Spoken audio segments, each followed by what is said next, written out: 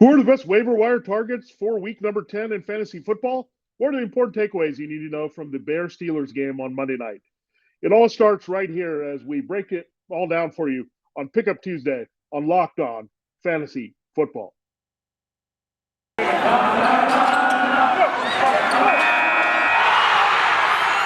are Locked On Fantasy, your daily NFL fantasy podcast. Part of the Locked On Podcast Network. Your team every day.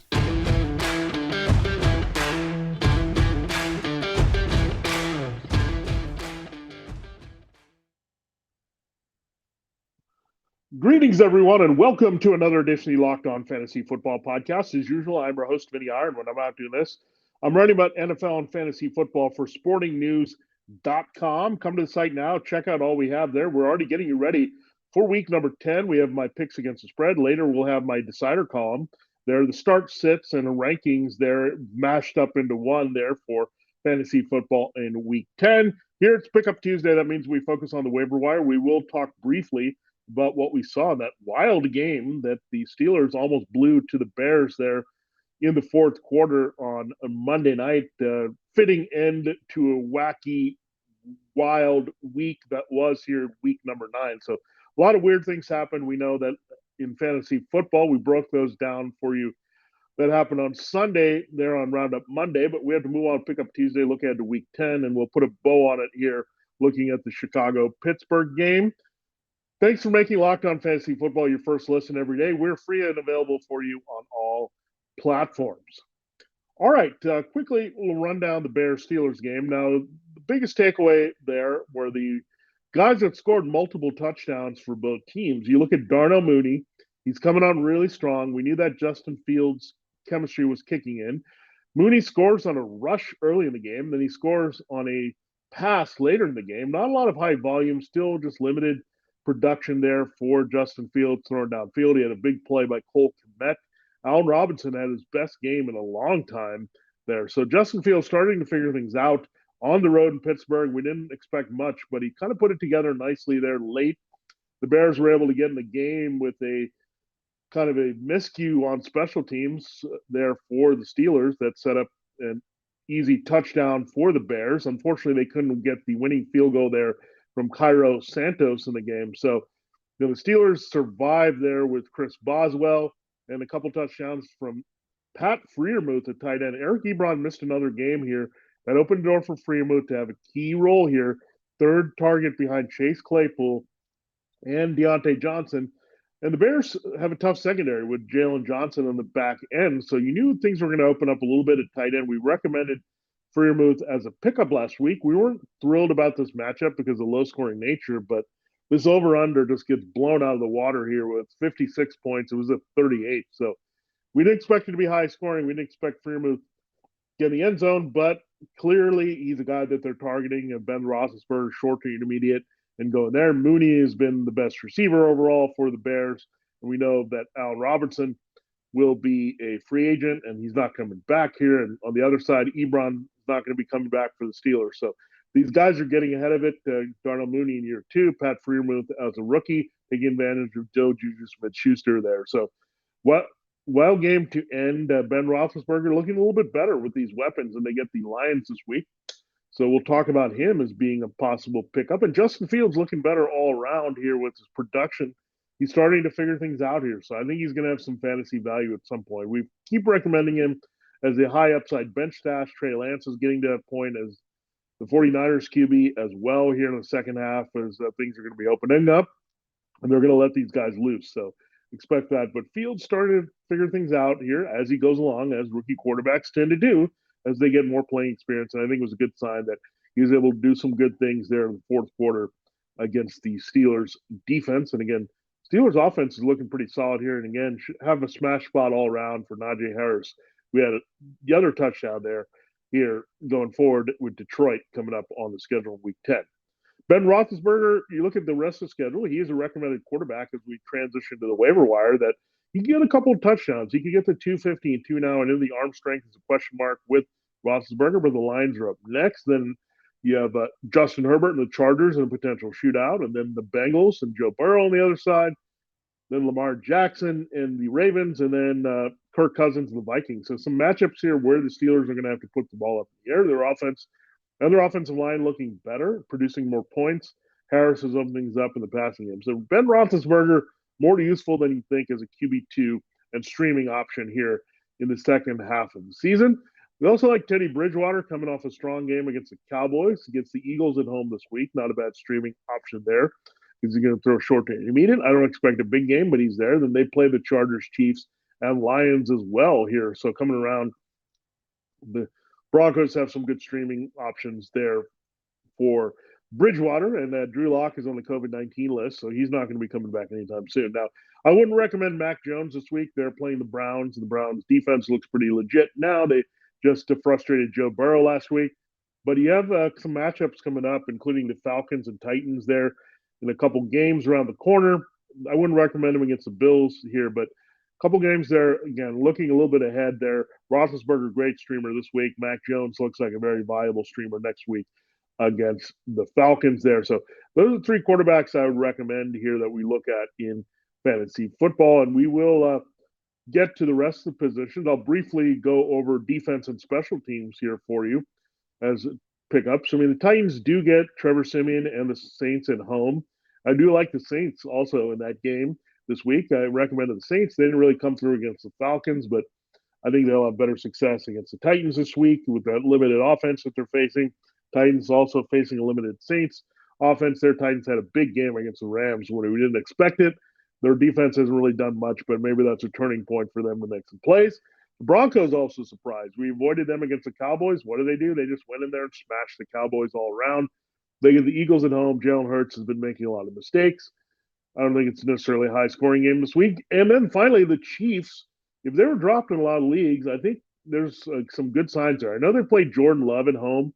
The Chiefs defense still needed one of those get-well games. I think Chris Jones looked like Chris Jones, fully healthy, back inside, wreaking havoc. And you had Tyrann Mathieu starting to make plays as well, that he's fully healthy. So, yeah, we had Frank Clark on the shelf early with Mathieu and Jones, but now they're all healthy as the key playmakers for the Chiefs, disrupting things here all over the field. So I think the Raiders, we saw they struggled against the Giants last week. The Chiefs are going to look at that and see what they can do this week with Steve Spagnuolo. So Titans and Broncos, as well as Saints and Chiefs, have a little bit of streaming appeal this week for you in fantasy football. Now, in our next segment, we have a lot of wide receivers we'll get to, so we'll dedicate all of the next segment to wide receivers on the waiver wire here for week number 10. But the first thing I got to tell you about Built Bar, and it's almost Thanksgiving. I love Thanksgiving, all the good food and treats and plenty of them, but maybe you want a yummy dessert, but one that isn't so full of calories and sugar. It's the perfect time for Built Bars. Built Bar is the new holiday dessert. Feast on something delicious and feel good about it. One slice of pie is upwards of 300 calories, and that's on the low end. Most Built Bars are only 130 calories, only 4 grams of sugar with plenty of protein. Replace the coconut cream pie with coconut Built Bar, or go for a raspberry Built Bar instead of that raspberry pie. Lots of good flavors to replace any pie. Low calorie, low carb, low fat, high protein. All the bars you get from Built Bar covered in 100% chocolate. Built is a great option for when you're hungry. If Thanksgiving isn't coming soon enough, go for a Built Bar or 2. You'll still be very healthy then for you. Share some at your family gatherings. It will make things less awkward. Maybe Aunt Betty hasn't tried a Built Bar yet. Once she does, she won't want to try any other protein bar. Maybe won't want to try any other kind of dessert. That's how good Built Bars are. And a Built Bar, they have new surprises all month here for Thanksgiving and Black Friday coming up. Limited time flavors arriving at Built.com regularly, so check out the site often. There's nothing like a Built Bar Black Friday. Mark your calendar. Black Friday will be a huge event with all sorts of surprises. Go to Built.com and use the promo code LOCK15. You'll get 15% off your order. Use the promo code LOCK15 for 15% off at Built.com. All right, it's time to continue the show. We said we need to talk a lot about wide receivers. There's a lot of help out there on the waiver wire you can check out. Now, one guy that we drafted pretty high, hoping he would have wide receiver 3-2 borderline status, was Brandon Aiyuk. He was dropped in a lot of leagues. People were just getting frustrated by Kyle Shanahan not wanting to use the talented wide receiver. It was all about Deebo Samuel. But then all of a sudden, George Kittle returns at tight end, has a big game. And the 49ers offense kind of looks like the 49ers offense, at least when passing the ball. Their running game was contained still. here against the Cardinals. But Brandon Aiyuk, big factor, scored, was used regularly like we expected, playing off Kittle and Samuel. So he's back. Do we fully trust Kyle Shanahan? No, we don't. But to match up against the Rams this week, you figure that Deebo Samuel could see a lot of Jalen Ramsey. That should open up things for Brandon Aiyuk to do some damage in this game. We saw that Julio Jones had a decent game playing off A.J. Brown. Neither had a big game because, again, the Rams were dominated defensively. So there wasn't a lot of reason for Ryan Tannehill to throw the ball a lot. They control the action, but I think the 49ers will have to throw a lot because we know their secondary struggled. We know their run defense is kind of wilting here. So the Rams should put up some points in that game. There should be some high volume for Jimmy Garoppolo, presuming he's the guy here one more week. Samuel should get the attention of Ramsey. That should open things for Ayuk. But in general, Ayuk is a very talented player. Kyle Shanahan just gave him a wake-up call, and maybe it's over here that he's motivated and he's doing things he needs to do. Elijah Moore has battled some injuries here. The rookie for the Jets, they were very excited about their second-round pick. They had big plans for him. And then Zach Wilson struggled a little bit. You had Corey Davis being the number one, but Davis has missed a couple games. He should return here against the Bills. But Elijah Moore starting to prove he's uncoverable. I know people have been looking at Kadarius Toney from the other New York team, but again, he's tied to Daniel Jones. They don't seem to want to unleash Toney despite that one big game against the Cowboys. Now, I think the Jets might be a little different when it comes to Elijah Moore playing off that game against the Colts where he went off with a couple touchdowns. This kid is hard to cover. He's a matchup nightmare. He can get all over the field. I just like what he can do. And he's kind of a little bit like Brandon Aiyuk. A lot of other qualities of these slot versatile receivers that we've seen in the past. So Elijah Moore coming on strong. I think Mike White should get him involved. I know a lot of his production came with Josh Johnson, but he scored with both quarterbacks for the Jets against the Colts. So, the Bills matchup, not great, but Elijah Moore worth a stash that you look at if he's going to get more involved here. And again, if Davis gets the attention of Tre'Davious White this week, then there's some garbage time there against the Bills. And that's what happened with the Colts. Elijah Moore will get some key catches working in the middle of the field. Rashad Bateman, probably the last call for him. The other rookie of note here, first-round pick for the Vikings. He's complimenting Marquise Hollywood-Brown and Mark Andrews well as the Ravens continue to throw a lot, given their defense has a lot of weaknesses here. So they play the Dolphins this week, so pretty easy matchup on the back end for them as Xavier Howard and Byron Jones haven't done much. This could be a big Hollywood-Brown game, but that should open things up for Bateman and Andrews as well, with Lamar Jackson playing really well in the passing game. Donovan Peoples-Jones, a second-year player from Michigan, he took over as a big play threat, and you saw the eyes of Baker Mayfield light up when DPJ took over for OBJ as a big play threat. He's making a long touchdown happen there, as we saw against the Bengals. They have Jarvis Landry and they have their tight ends, but I think they want to get Peoples-Jones involved a lot more. And that's the reason why they felt good about saying goodbye to Odell Beckham Jr. So Donovan Peoples-Jones, I think he's a little bit big play dependent, and they're not a high volume passing game, and they don't want to go that direction, but he has some value now. The next player we'll look at is Michael Gallup, and this Cowboys offense, we've seen a lot of Cedric Wilson. We've seen the tight ends get involved with Dalton Schultz, but Michael Gallup is a guy they've loved. Remember, he got a lot of targets in that first game against the Buccaneers before he hurt his calf, had to go on injured reserve, has missed a lot of time here, but should be activated here to help. They need a spark here after losing the Broncos last week. And he gets the Falcons at home. The Falcons secondary, Kendall Sheffield, is a little bit banged up for them. They don't really have much on the back end there. A.J. Terrell, figure he's going to maybe look at Amari Cooper or Lamb in coverage this week. So, so Gallup should resume his duties here ahead of Cedric Wilson here with Dak Prescott probably playing better against the Falcons. Good matchup this week.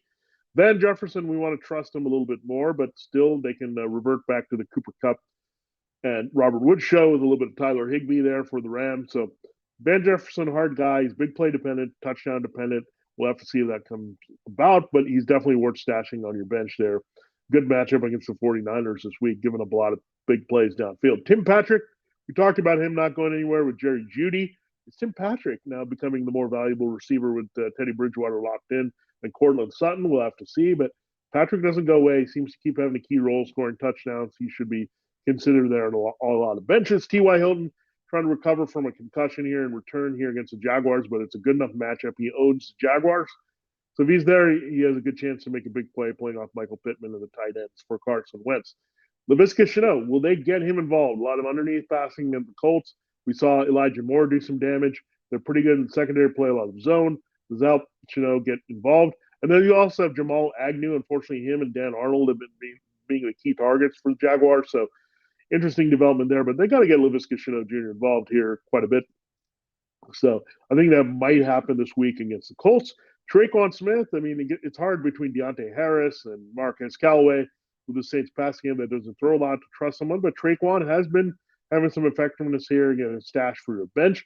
Russell Gage, Olamide Zaccheaus. We looked at Tajay Sharp being the receiver of choice in week 8 for the Falcons, but then it pivoted back to Russell Gage being a key target there with no Calvin Ridley. And you had Olamide Zaccheaus working in the slot there against the Saints. It was a good matchup play there with Kyle Pitts and Gage drawing some attention. You get the Cowboys this week. They can't struggle the slot. They're a little bit better. We saw with Jerry Jeudy last week, a little bit better on the outside there. So could be tough there for Russell Gage. But Zaccheaus might have a little bit more appeal this week. Sharp and Gage might be bottled up. So Zaccheaus 2 touchdowns there last week against the Saints. You don't chase those box score, but you also consider that he's getting key targets there for Atlanta. And finally, Deshawn Jackson, a transaction you may have missed here. The Rams moved on, so that's why we like Van Jefferson a little bit more, that he's locked in as the third wide receiver there in Los Angeles. Deshawn Jackson, they just didn't get along there. He made a few big plays early for this team, but now he's with the Raiders. They had the big play void without Henry Ruggs III, so will he get some opportunities? It's still a lot about Darren Waller, Hunter Renfrow, Kenny Drake out of the backfield, so limited there. But Deshaun may get some chances to stretch the field, as that was an element that the Raiders really missed last week. All right, so that gives you a look at the wide receivers on the waiver wire. A lot of help at various stages there. I think Ayuk, Moore, Bateman, Peoples-Jones, Gallup, those guys can help you in your starting lineup. The rest are a little bit more bench stashes here for you ahead of week number 10.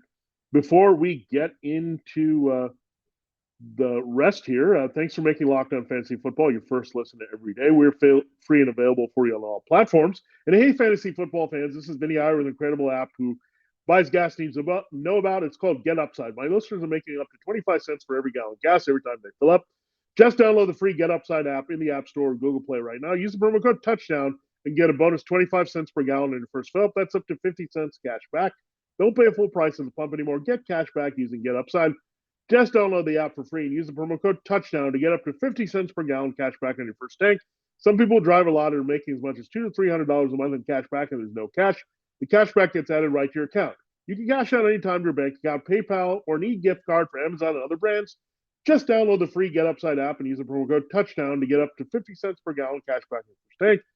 That's promo code Touchdown there to get that extra bonus at getupside.com. Get the Get Upside app right now. All right, it's time to close the show looking at running backs and tight ends here. So I want to give wide receivers their due there. We took care of quarterbacks and defense special teams in our first segment. So let's close with the remaining 2 positions. Ramondre Stevenson, he's back on the radar again as a target on the waiver wire. We'll see what happens to Damien Harris. He had to leave the game late with a head injury. Ramondre Stevenson also had a little bit of a head injury that he popped out. I mean, the game was out of hand there against the Panthers, so we're not sure. Exactly, we know the Patriots' secretive nature about injuries there, especially late in the game when there's no reason to put those players back in. So we'll see Ramondre Stevenson. Has he gotten back out of the doghouse after some missed blocks there to be a key part of this offense? He's too talented not to be. They play the Browns this week. The Browns have been pretty good against the run. Last week, however, Joe Mixon had a big game against them. So Damien Harris figures to still be the starter, but Ramondre Stevenson showing more as a receiver, has some ability as a power back as well. So maybe he can be a deeper league flex option here should they stick with him. But I'd rather wait and see to make sure, A, he plays, and B, that they trust him a little bit more with a key role against the Browns. Now, Jordan Howard, if he's available out there in a lot of leagues, you got to go after Jordan Howard because we just have to accept that the Eagles are weird, and they didn't run the ball when they had Miles Sanders. And what happens? Miles Sanders goes down with an ankle injury, so we think it's going to be Kenneth Gainwell. Then it looks like it's Boston Scott. Then Gainwell scores again. But the guy that's been the most productive in the first 2 games without Sanders has been Jordan Howard. So Jordan Howard has looked good again for Philadelphia. They trust him again. They brought him up from the practice squad. So all of a sudden, Jordan Howard getting key touches for this team. He is the goal line back. getting the carries, and they're running the ball as well to take pressure off Jalen Hurts and to complement Jalen Hurts' own running here. So Jordan Howard again. Ramondre Stevenson, I like him for the upside stash, but Howard, if you need like a flex play immediately and go for that, you can go there. Eno Benjamin was the Cardinals' third string running back. Now he's second back behind James Conner as Chase Edmonds is going to go on the shelf for a while with a high ankle sprain he suffered against the 49ers. So, cleaned up and scored behind James Conner. Conner's been a scoring machine here, and he should have a big, big role without Edmonds, especially with them hurting at quarterback with Kyler Murray and DeAndre Hopkins at wide receiver missing last week's game. So Benjamin in the rushing attack should be a little bit more point of emphasis for Cliff Kingsbury there to complement Conner. But Conner is going to be an RB1 for a while. Benjamin has some flex appeal while Edmonds is on the shelf. He's a decent receiver as well. Ty Johnson seems to score every time he compliments Michael Carter. Carter's put together some good games here. We'll see. They're going to bring back Tevin Coleman. Not interested at all. I think it's still Ty Johnson and Michael Carter. Carter is more an RB2. Ty Johnson can get some flex consideration. Now, Dante Foreman, we'll see if he did enough there, impressed against the Rams to get some key touches there with Adrian Peterson. He might have at least helped his cause over Jeremy McNichols there for the Titans. But again, Dante Foreman is stashed there. Philip Lindsay, you want somebody from the Texans backfield. David Johnson, Philip Lindsay had some appeal when Mark Ingram went down, but they also included Rex Burkhead. I still think Philip Lindsay is going to have a role here with Tyrod Taylor now taking over to quarterback, giving a little bit more legitimate offense here. I still think Lindsay is their best back for what they want to do. So watch out there. Carlos Hyde, again, if he's available, I think it looks like James Robinson may be having more trouble than we think. He couldn't get out there with the heel injury despite the limited practice on Friday. So Carlos Hyde, a good insurance policy, especially if you're a Robinson manager. And then just like Ramondre Stevenson and or Harris missed time, Brandon Bolden looks like he'll be a big key part. Again, trust the Patriots backfield at your own risk. Go there. And then Le'Veon Bell, he's still getting involved for the Ravens. I know it's Devonta Freeman leading the backfield, but would they pivot anytime to Bell? Bell's getting touchdowns here, so we'll see how that plays out. All right, let's turn to tight end. The number one pickup for sure is Logan Thomas. He should return from his hamstring injury and displace Ricky Seals-Jones. They've missed Logan Thomas a lot as a complimentary playmaker to Terry McLaurin. This week, the matchup is not too bad against the Buccaneers, who've had some trouble covering backs and tight ends with their safety issues. I think they'll be a little healthier this week, but Logan Thomas should still get some volume there to consider as a tight end one. Tyler Conklin coming on for the Vikings. So this week they get the Chargers, another good matchup after playing the Ravens last week. Conklin should remain involved here pretty well behind Justin Jefferson and Adam Thielen. Dan Arnold still getting a lot of targets for the Jaguars with Jamal Agnew. It seems like the Agnew-Arnold show there for Trevor Lawrence. Lawrence should be fine playing through his low ankle sprain against the Colts. A lot of underneath coverage again. Intermediate routes, so that's why I like Laviska Shenault Jr. as a pickup, and the Arnold as well can be effective. Evan Ingram looks like he's going to remain a key target for Daniel Jones. The wide receiver mess, it seems like a carousel of injuries there. You don't know who's in and out. Kenny Golladay and Tony seem to be the guys involved last week. It didn't really happen. They're materialized. Sterling Shepard missed time. Darius Slayton and John Ross unreliable. So Ingram is a security blanket. They are the Giants here hoping to see more out of Evan Ingram here as we go down the stretch. But yeah, definitely he's a guy that should have a key role. Adam Troutman getting a few more key looks for the Saints with Trevor Siemian in there on the same level of practice and all that. We'll see if he can live up to some of his early preseason hype to have a bigger role. It just hasn't happened yet. And Donald Parham Jr., we'll see about Jared Cook, that situation, but he's having a key target role there for Justin Herbert in the red zone. If you're really desperate at tight end, you can stash him there. All right, so that takes care of your waiver wire here for week number 10 here in Locked On Fantasy Football. Don't forget, we'll start breaking down the games here of week number 10 there on Matchup Wednesday, Matchup Thursday. We'll do the second half of games. Tomorrow we'll take the first half of the game. Thanks for making Locked On Fantasy Football your first listen every day. Then make your second listen to Peacock and Williamson NFL Show. Brian Peacock and former NFL scout Matt Williamson give you the expert NFL analysis in less than 30 minutes. It's free and available for you on all platforms. For Locked On Fantasy Football, pick up Tuesday and the waiver wire look. This has been Vinnie Iyer. Have a great day. Good luck in your claims, and we'll catch you tomorrow as we start breaking down the games of week number 10.